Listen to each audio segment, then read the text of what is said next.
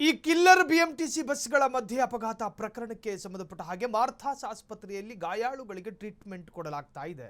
ಚಾಲಕ ಸೇರಿ 8 ಜನ ಪ್ರಯಾಣಿಕರಿಗೆ ಗಂಭೀರ ಗಾಯ ಆಗಿದೆ. ಮಾರ್ಥಾಸ್ ಆಸ್ಪತ್ರೆಗೆ ಸಚಿವ ಭೈರತಿ ಸುರೇಶ್ ಭೇಟಿ ನೀಡಿದ್ದಾರೆ. ಸಾರಿಗೆ ಸಚಿವರು ಮಾರ್ಥಾಸ್ ಆಸ್ಪತ್ರೆಯಲ್ಲಿ ಗಾಯಾಳುಗಳು ಟ್ರೀಟ್ಮೆಂಟ್ ಪಡೆಯುತ್ತಿದ್ದಾರೆ. ಚಾಲಕ ಸೇರಿ 8 ಜನ ಪ್ರಯಾಣಿಕರು ಗಂಭೀರ ಗಾಯ. ಮಾರ್ಥಾಸ್ ಆಸ್ಪತ್ರೆಗೆ ಸಚಿವ ಭೈರತಿ ಸುರೇಶ್ ಭೇಟಿ. ಗಾಯಾಳುಗಳ ಆರೋಗ್ಯ ವಿಚಾರಿಸಿದ ಭೈರತಿ ಸುರೇಶ್ ನಯಾರಾ ಭಾನು, ಸಿಮ್ರಾನ್, ದಾದು, ಖಲೇಂದರ್, ಮುಬಾರಕ್, ತನ್ವೀರ್ಗೆ ಟ್ರೀಟ್ಮೆಂಟ್ ಮುಂದುವರಿತಾ ಇದೆ. ಬಿಎಂಟಿಸಿ ಬಸ್ ಚಾಲಕ ಅಭಿಷೇಕ್ ಸ್ಥಿತಿಯೂ ಕೂಡ ಗಂಭೀರ ಆಗಿದೆ. ಮಾರ್ಥಾಸ್ ಆಸ್ಪತ್ರೆಯಲ್ಲಿ ಚಾಲಕನಿಗೆ ಟ್ರೀಟ್ಮೆಂಟ್ ಕೊಡಲಾಗ್ತಾ ಇದೆ. ಇವತ್ತು ಬೆಂಗಳೂರಿನ ಕೆಆರ್ ಪುರಂನಲ್ಲಿ ನಡೆದಂತಹ ಗಂಭೀರ ಆಕ್ಸಿಡೆಂಟ್.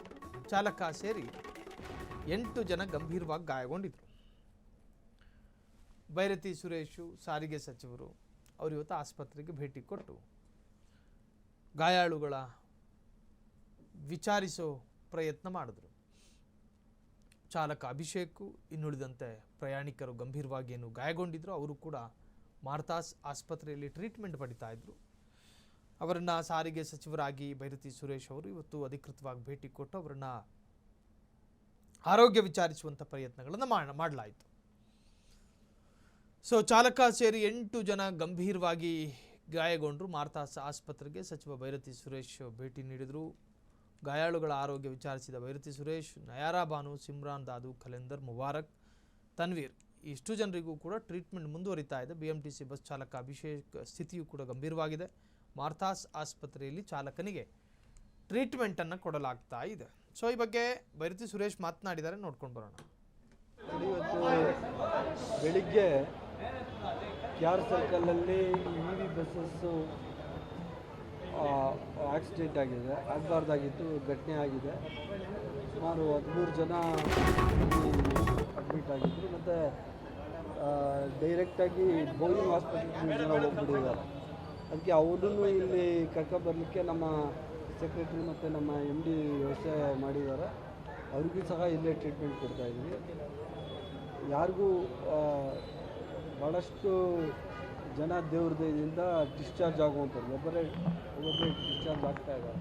13 ಜನ ಡಿಸ್ಚಾರ್ಜ್ ಆಗ್ತಾಯಿದ್ದಾರೆ. ಇನ್ನು 3 ಜನ ನಮ್ಮ ಒಬ್ಬ ಡ್ರೈವರ್ ಅಭಿಷೇಕ್ ಮತ್ತು ಶರಣಮ್ಮ ಮತ್ತು ಭಾಗ್ಯಜ್ಯೋತಿ ಇವರಿಗೆ ಸ್ವಲ್ಪ CT ಸ್ಕ್ಯಾನ್ ಎಲ್ಲ ಮಾಡ್ತಾಯಿದ್ದಾರೆ. ಇವತ್ತು ಬೆಳಿಗ್ಗೆ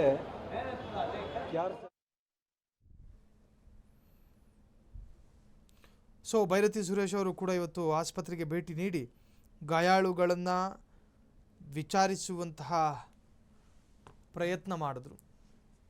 ಏನು ಆಕ್ಸಿಡೆಂಟ್ ವಿಚಾರದಲ್ಲಿ ಗಾಯಗೊಂಡಿದ್ದರು ಅಷ್ಟು ಗಾಯಾಳುಗಳು ಕೂಡ ಮಾರ್ಥಾಸ್ ಆಸ್ಪತ್ರೆಯಲ್ಲಿ ಟ್ರೀಟ್ಮೆಂಟ್ ಪಡಿತಾ ಇದ್ದಾರೆ.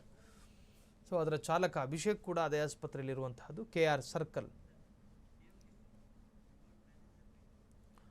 ಇನ್ನು ಇದೇ ಆಕ್ಸಿಡೆಂಟ್ ಸಂಬಂಧಪಟ್ಟ ಹಾಗೆ ಡಿಪೋ ಮ್ಯಾನೇಜರ್ ಮಾತನಾಡಿದ್ದಾರೆ. ಅದಾದ ನಂತರ ಗಾಯಾಳುಗಳು ಮಾತನಾಡಿದ್ದಾರೆ, ಕೇಳಿಸ್ಕೊಂಡು ಬರೋಣ. ಒಂದು ಆಕ್ಸಿಡೆಂಟ್ನಲ್ಲಿ ಡ್ರೈವರು ಸೇಫ್ ಆಗಿದ್ದಾನೆ, ಅವ್ನಿಗೆ ಯಾವುದೇ ತೊಂದರೆ ಆಗಿಲ್ಲ. ಜಸ್ಟ್ ಸಣ್ಣ ಪುಟ್ಟ ಏಟು ಗಾಯಗಳು ಆಗಿದ್ದಾವೆ. ಸುಮ್ಮನೆ ಯಾವುದೇ ಥರದ್ದು ಅವನು ಸತ್ತಿದ್ದಾನೆ ಆ ಥರ ಯಾವುದೂ ಫೇಕ್ ನ್ಯೂಸ್ ಇಲ್ಲ. ಎಲ್ಲನೂ ಹುಷಾರಾಗಿದ್ದಾನೆ. ಈಗ ಡಾಕ್ಟ್ರ್ ಹತ್ರ ಹೋಗಿ ಮಾತಾಡ್ಕೊಂಡು ಬಂದಿದ್ದೀವಿ. ಪ್ಯಾಸೆಂಜರ್ಗೂ ಯಾವುದೂ ಸಣ್ಣ ಪುಟ್ಟ ಗಾಯಗಳು ಆಗಿದ್ದಾವೆ. ಒಬ್ಬರ ಲೇಡಿಗೆ ಸ್ವಲ್ಪ ಕಾಲು ಏಟಾಗಿದೆ ಅಷ್ಟೇ, ಮತ್ತೇನೂ ಇಲ್ಲ. ಯಾರಿಗೂ ಪ್ರಾಣ ಅಪಾಯ ಆಗಿಲ್ಲ, ಸಣ್ಣ ಪುಟ್ಟ ಗಾಯಗಳಾಗಿದೆ ಇಷ್ಟೇ. CCTV ಫುಟೇಜ್ ಬರುತ್ತೆ, GPS ಲೊಕೇಶನಲ್ಲೂ ಟ್ರ್ಯಾಕ್ ಆಗಿರುತ್ತೆ, ಎಲ್ಲನೂ ಬರುತ್ತೆ.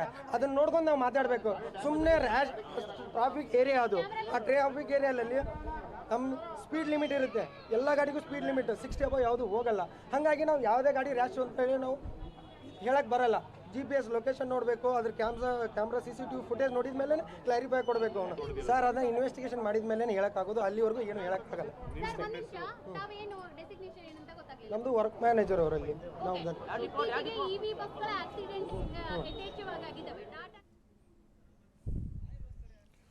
ಈ ಬಗ್ಗೆ ಹೆಚ್ಚಿನ ಡೀಟೇಲ್ಸ್ ಕೊಡೋದಕ್ಕೆ ನಮ್ಮ ರಿಪೋರ್ಟರ್ ರೋಹನ್ ಹಿರೇಮಠ್ ಫೋನ್ ಸಂಪರ್ಕದಲ್ಲಿ. ರೋಹನ್, ಇವತ್ತು ಭೈರತಿ ಸುರೇಶ್ ಅವರು ಕೂಡ ಮಾರ್ಥಾಸ್ ಆಸ್ಪತ್ರೆಗೆ ಭೇಟಿ ಕೊಟ್ಟರು. ಸಂಪರ್ಕ ಮತ್ತೆ ಕಡಿತ ಆಗಿದೆ, ಮತ್ತೆ ಪ್ರಯತ್ನ ಆಗೋ